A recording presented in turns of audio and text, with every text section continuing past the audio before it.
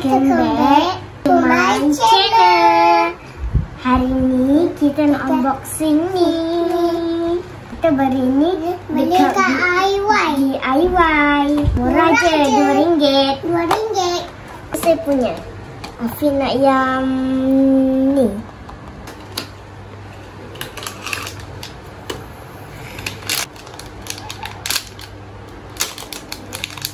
Bau macam harum. Apa ini? Tunjuk.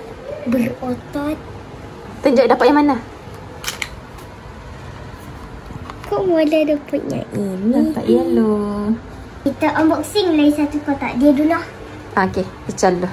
Pilih mana satu? Ica pilih mana satu nak yang ni. Kat sini. Nak yang tu. Okey, cuba tengok dapat tak. Ica tutup mata sampai Ica nak buka. Ya. Kita di awal. Okey, tak ada buka. Okey. Tutup ada.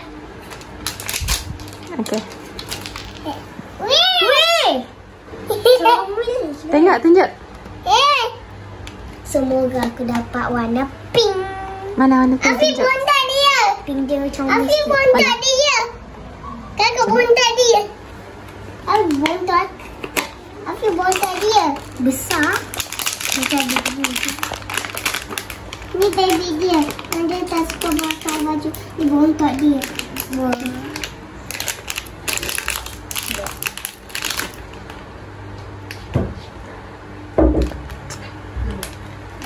Ni bontot. Suka tak tu?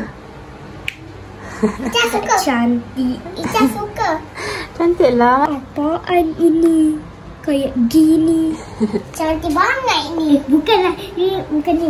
Ini ni. Patutnya aku nak dapat ni ataupun ni. Afi bontot dia. Afi bontot. Yang mana? Yang buruk kaya saya dapat.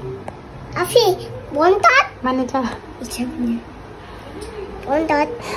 Itu je unboxing hari ini. Bye.